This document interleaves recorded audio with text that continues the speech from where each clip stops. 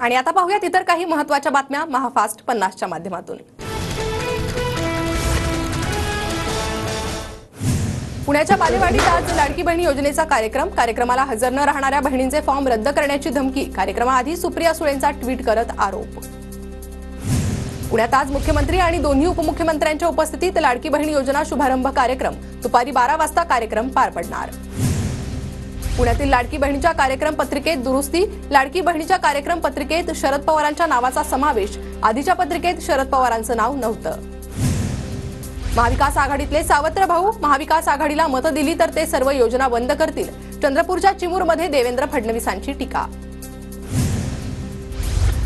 नाशिकमध्ये सकल हिंदू समाजाच्या मोर्चावेळी तणाव। दुकानं बंद करण्यावरून बाचाबाची। पोलिसांनी हस्तक्षेप केल्यानंतर नाशिकमध्ये शांतता। बांगलादेशामधील हिंदूंवरील अत्याचाराच्या निषेधार्थ नाशिक बंदची हाक देण्यात आली होती। नाशिकमध्ये पोलीस बंदोबस्त कायम। जनजीवन पूर्वपदावर। कालच्या राड्या प्रकरणी 15 ते 16 जण पोलिसांच्या ताब्यात। पालकमंत्री दादा भुसेंनी नाशिकमधील कालच्या राड्यानंतर आज तातडीची बैठक बोलावली। नाशिकमध्ये दुपारी 1:30 वाजता बैठक होणार।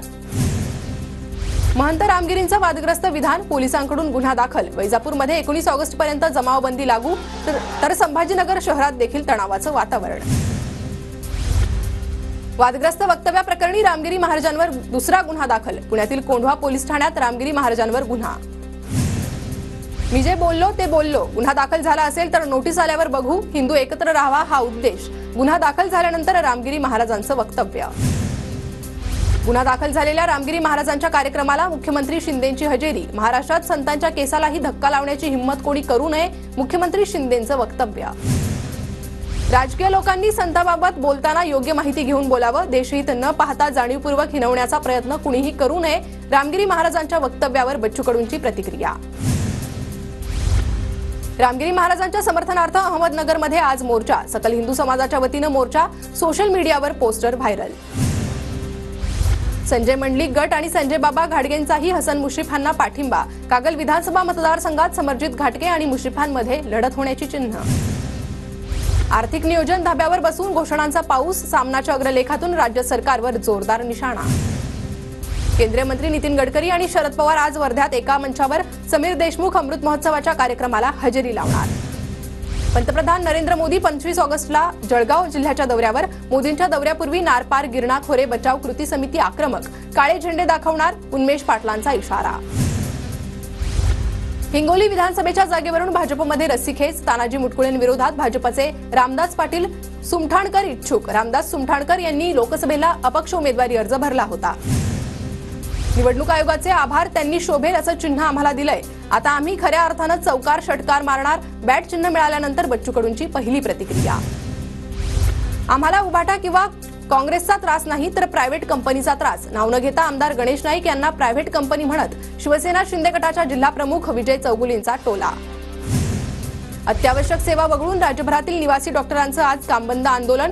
रुग्णालयातील ओपीडी सेवा बंद राहणार। कोलकातामधील महिला डॉक्टरवर झालेल्या अत्याचाराच्या निषेधार्थ आंदोलन। पुण्यातील डॉक्टरांचं उद्या कामबंद आंदोलन। फक्त रुग्णालयातील आपत्कालीन सेवा सुरू राहणार। कोलकातामधील महिला डॉक्टरवर झालेल्या अत्याचाराचा निषेध करणार। जुलैमध्ये 67,000 मेट्रिक टन कांदा निर्यात घटली। कांद्याबाबत सरकारची धरसोड भूमिका। निर्यातीवर लावलेले 40% किमान निर्यात मूल्यांसह इतर कारणांचा परिणाम।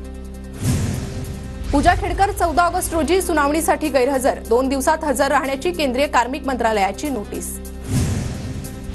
अमरनाथचे काँग्रेस माजी शहराध्यक्ष प्रदीप पाटलांचं पक्षातून निलंबन। पक्षात नसतानाही काँग्रेसकडून लोकसभा निवडणुकीत पक्षविरोधी काम केल्याचा आरोप।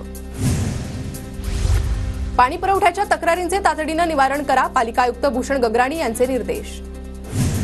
राज्यभरात पावसाची ओढ। राज्यातील 32 प्रमुख धरणात सरासरीच्या 10% अधिक जलसाठा।